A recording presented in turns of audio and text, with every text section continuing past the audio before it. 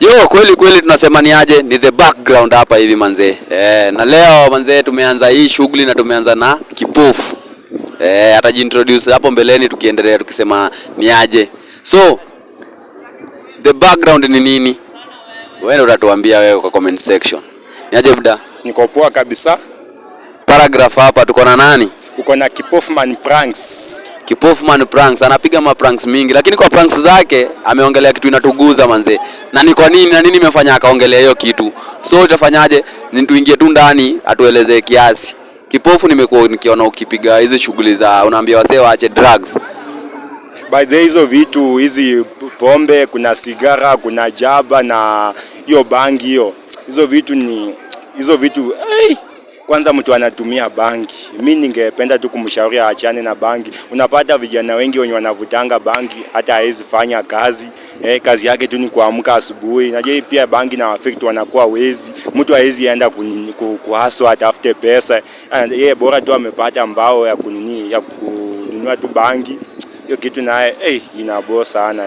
Sijafurahia kabisa. Unapata mostly watu wanatumia bangi ni au mostly wanakujanga wanakuwa wezi. Juu sasa utatumia aje bangi na we mwenyewe ukuje tena pombe mtu bora tu amepata tu pesa kidogo tu ya pombe, anakwenda anakunywa, analewa, ako na familia amesahau, ako na bibi nafaa, pengine mwingine ako na watoto amesahau, inafaa washughulikie. Yeye bora yeye anataka tu kujijenga, ajue tu mwili yake iko sawa. Ndio unapata hata wanawake wengine wanakuja wanaboeka. Unapata mwanaume ametoka pengine hizi matendo za ndoa hataki kumshughulikia, anamwacha hivyo. Ndio unapata hata wanawake wengine wanaamua kwenda kucheza nje. Sasa pengine bwana yake akimpata, unaanza kusikia ati huyo ni umalaya, huyo nini, na mwanamume ashughulikii mke wake vile anataka. Yo, kweli umesikia venye Kipofu amesema ni Kipofu Pranks, lakini hii kitu inamgusa. Juu hata hii video yenye naenda kuonesha hapa previously amekuwa encourage wasee waache kutumia drugs, wasee waache kufanya hizo vitu. Je, Kipofu, nikikuuliza hivi, unaweza kuona experience ama ukakuwa umeona mtu ameadhirika na hiyo kitu, that's why ukakuwa included? Juu wasee wamekuwa wengine wanajimada akikosa do. Umekuwa na experience ya kitu kama hiyo ndio ukakuwa kama up na idea ya kuambia wasee waache pombe nini vitu kama hizo?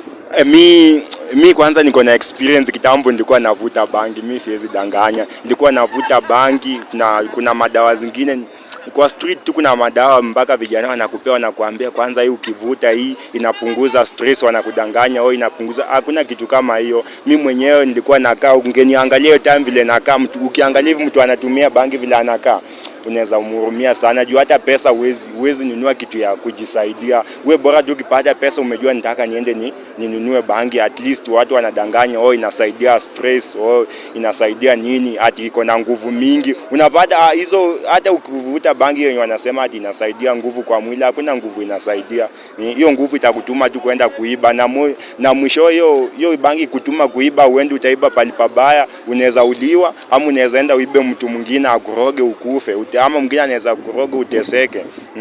Unaweza enda uibie mwingine akuroge utakufa. Sasa maana gani utumie nini? Jikubali tu vile ulivyo tu.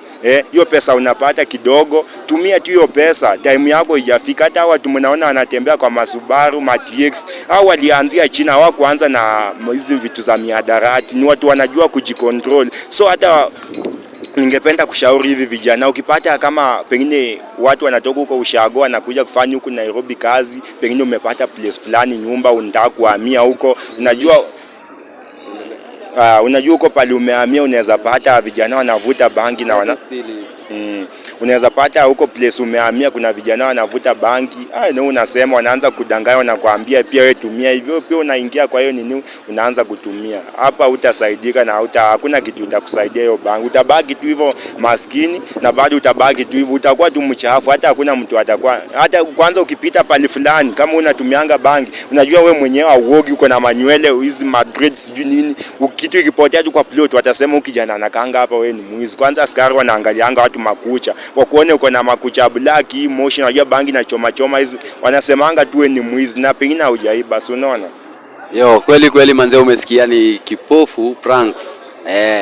Na ukicheki manze, kwanza wapate social media zake, muweze kumfollow manze, na hapo kwa comment section mseme kama ni ukweli kenye kipofu anasema manze, juu Kenya anasema mimi ni kitu nimekuwa nikiona kwa mtaa, na ndio maana tukaamua kuleta hii jani, na hii jani tumeianza manze, na hope itakuwa fit. Utawapea social media zako kila mahali, YouTube, Facebook na TikTok, hizo ni zote najiita Kipofu Man Pranks. Mimi mwenyewe na entertain, naambia watu waache bangi, waache pombe, hizo vitu waachane nazo, watu waokoke wakuje kwa Mungu. Naona mpaka niko na Biblia nimeamua kuwahubiria bana kweli kama venye umesikia Kipofu Man. One word ama wapatie advice moja yenye unaweza ambia mayouth na pia watu wakubwa, si ati mayouth peke yake ndio wanapotelea kwa drugs ama kwa nini. Unaweza patia nia, leo tumeongelea drugs, kesho tujui tutaongelea nini. Unaweza wapea advice gani ama one word? By the way, kwanza watu wanapotelea hapo sana ni watu unaweza pata mtu ana mzazi, hawana wazazi wote, mtu ako tu kwa anaamua hii maisha imenishinda, anaenda kwa street anajiachilia, unapata ako tu hivyo. Lakini mimi naambia mimi kama hao na washauri tu hizo vitu asitumie. Mtu wewe jitume. Kuna mtu mahali ana mikono ana miguu, mtu ni kiwete, angetamani tu hata akwe tu na mkono tu peke yake tu ya kufanya kazi akipata pesa, lakini hana. So mimi ningewashauri, wewe mwenyewe uko na mikono, uko na miguu, uko kila kitu uko nayo, tumia hiyo nguvu yako, hiyo mikono yako, miguu, kila kitu tumia kutafuta pesa, ujijenge kimaisha, ngara, vaa vizuri. Kuna mtu anatamani mtu kama kiwete, mtu ana mikono ana miguu, hata mwingine ana macho, huko nje wanateseka. Mtu anasema tu at least hata ningekuwa tuna mikono. Kuna watu huku nje wanajituma na hawana mikono na hawana nini. Sasa mimi ningewashauri tu muachane na hizo vitu za miadarati, fanya kazi, tujenge maisha, ujui ya kesho. Kweli manze, subscribe hapo na ushare, na manze kumbuka kufollow